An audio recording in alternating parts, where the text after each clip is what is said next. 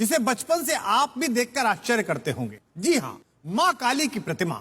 यह प्रश्न आपके भी मन में कई बार आया होगा कि मां शब्द सुनते ही प्यार, दुलार, स्नेह, मधुर भाव, बच्चों पर कृपा, क्रोध की कोई बात नहीं आती। लेकिन हमारी मां काली इतनी क्रोधित क्यों दिखाई देती हैं? उनके चरणों में देवादिदेव शंकर क्यों लेटे हुए हैं? ये सब और सारी जिज्ञासाओं पर आधारित है आज की कथा।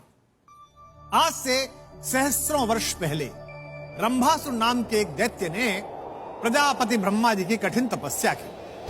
कठोर तप करते करते जब बहुत वर्ष बीत गए तो आप तो जानते हैं कि ब्रह्मा जी सरल मना हैं, कोई तपस्या करे तो वरदान देते हैं। प्रकट हुए और कहा कि वत्स वरदान मांग।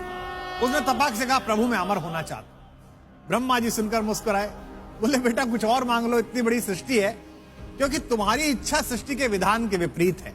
रंभासुर ने अपनी दुर्बुद्धि लड़ाई और कहा कि भगवान मुझे ऐसा वरदान दीजिए कि मेरे रक्त की बूंद पृथ्वी पर गिरे तो मैं दोबारा जन्म ले लूं। यह अनोखी मांग सुनकर ब्रह्मा जी के मन में शंका हुई, लेकिन वो तो वचनबद्ध थे। उन्होंने कहा ठीक है, तथास्तु, मगर एक बात याद रखना बेटे, इस वरदान के बाद भी तुम अमर नहीं हो।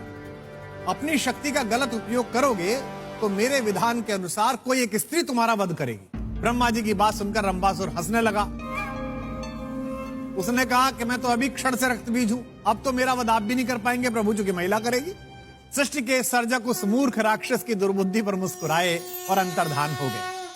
शक्ति को संभालना सबके वश की बात नहीं है, और दुराचारी व्यक्ति के वश में तो बिल्कुल नहीं है। यही हाल रक्तबीज का हुआ। वरदान के अहंकार से उसके अत्याचार की सीमाएं बढ़ने लगी।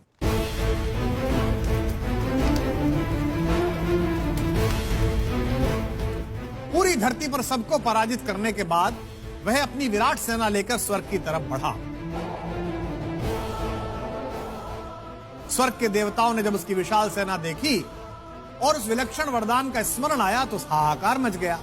सब देवताओं ने मिलकर इंद्र से अनुरोध किया कि भाई आप हमारे राजा हैं, आप शस्त्र अस्त्र निकालिए। वो तो काम कर नहीं रहे, तो वज्र ही है, वज्र चलाइए और इसे समाप्त करिए। इंद्र ने उस पर वज्रपात किया,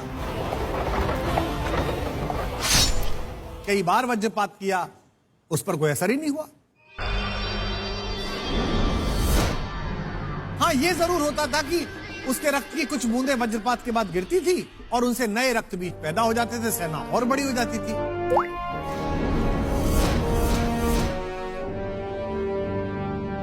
परिस्थिति विकट होने लगी। सारे देवता वहीं पहुंचे जहां से यह समस्या प्रारंभ हुई, यानी कि ब्रह्मा जी के पास।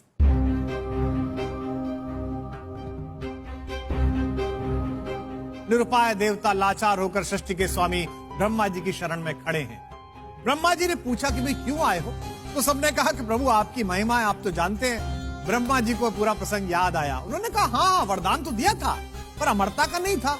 मैंने उसको कहा था कि अगर तू अनाचार करेगा तो कोई स्त्री तेरा वध करेगी, इसलिए तुम सब मिलकर अब महाशक्ति की आराधना करो। देवता आदिशक्ति की आराधना करने लगे।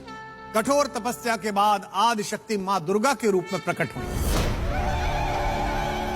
और देवताओं की सहायता करने के लिए उन्होंने रक्तबीज से युद्ध करने का निर्णय भी ले लिया। लेकिन फिर वही समस्या, रक्तबीज के रक्त की हर बूंद से एक नया रक्तबीज।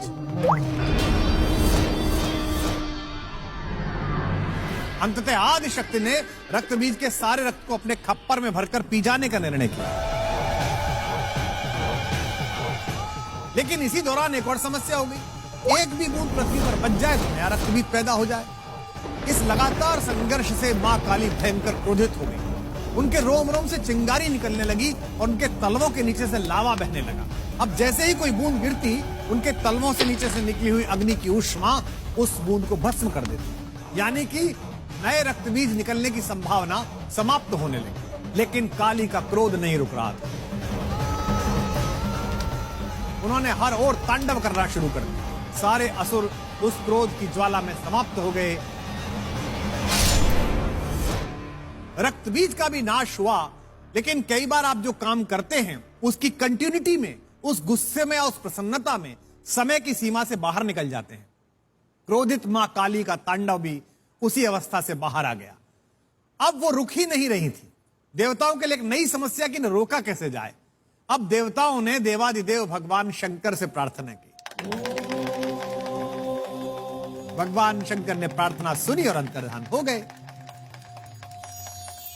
मां काली अपने लावा भरे पैरों से पृथ्वी को जलाती चली जा रही थीं।